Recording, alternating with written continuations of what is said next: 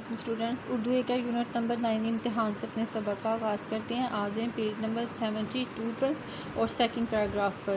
جب دوسروں سے مدد ملنے کی توقع انڈر لائن کر امید منقطع ختم ہوگی تو میں نے دل میں سوچا کہ چلو ان گارڈ صاحب سے ہی پوچھیں۔ میں کھڑا ہو گیا، وہ آئے، میں نے دریافت کیا، پوچھا کہ جناب اس دوسرے سوال کا کیا جواب ہے؟ وہ مسکرائے اور کہا کہ مجھے معلوم نہیں۔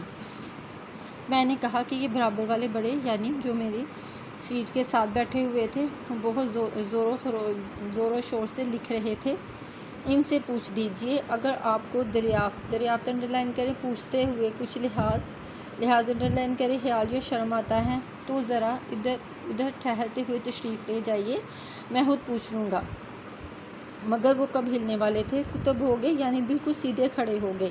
ان کا مسکرانا پہلے تو اچھا معلوم ہوتا تھا، مطلب ایسے لگتا تھا کہ وہ تعاون کر رہے ہیں اس لیے مسکرا رہے ہیں، لیکن پھر آخر میں تو زہر ہو گیا، یعنی بہت برا لگنا شروع ہو گیا۔ میں واللہ سچ کہتا ہوں کہ اگر تمام عمر میں قلبی یعنی دل سے میں نے کسی سے نفرت کی تو مجھے کسی سے ہوئی تو انہی صاحب سے ہوئی ہے۔ غرض اس طرح یہ تمام دن امتحان کے گزر گئے، لیکن آپ سمجھ سکتے ہیں کہ ایسے ظالم کے ساتھ ایسی حالت میں کہ ایک حرف بھی، ایک لفظ بھی یاد نہ ہو، پورے 6 گھنٹے گزارنے کیسے مشکل ہوں گے۔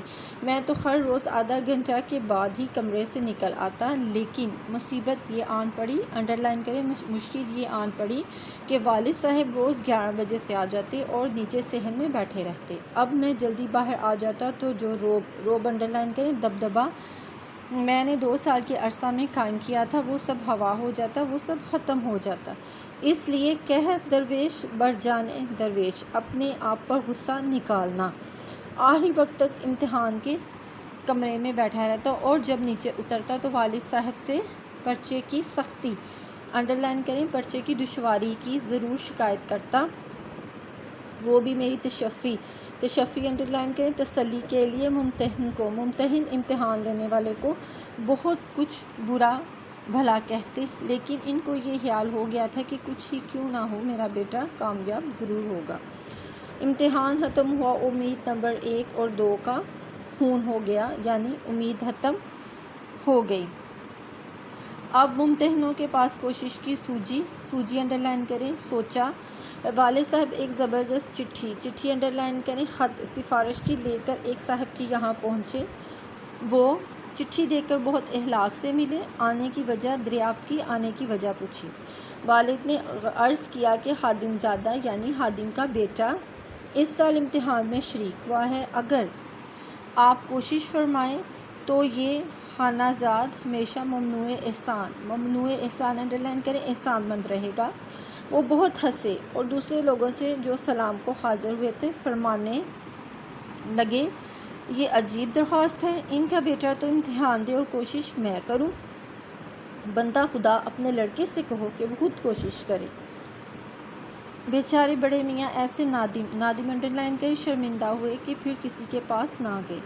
کچھ عرصے کے بعد نتیجہ بھی شائع ہو گیا، یعنی نتیجہ بھی آ گیا اور کم ترین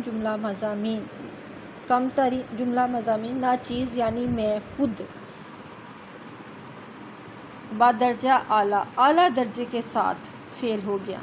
خبر نہیں کہ وہ کون سے بھلے مانس انڈر لائن کریں اچھے لوگ تھے کہ انہوں نے 2 نمبر بھی دیے، باقی نے تو 0 ہی ڈالا۔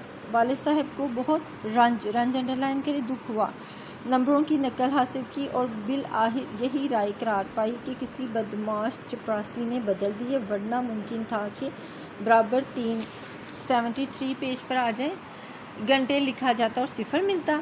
مجھے بھی تعجب تھا، تعجب انڈر لائن کریں حیرانگی تھی، کیونکہ میں نے پرچے کچھ ایسے برے نہیں کیے تھے۔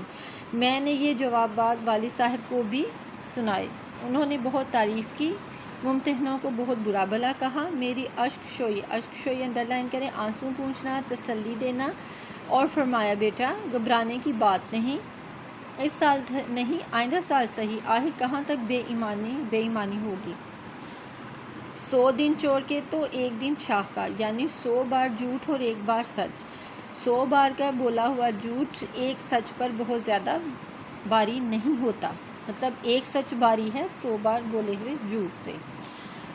خیر جو کچھ ہوا سو ہوا، 1 سال کی فرصت تو مل گئی، یعنی 1 سال کے لیے میں فارغ ہو گیا۔ اسٹوڈنٹس آپ نے اس پیراگراف کو اچھی طرح سے پڑھنا ہے اور ورڈز میننگ اس کے یاد کرنے ہیں۔ اوکے اسٹوڈنٹس، اللہ حافظ۔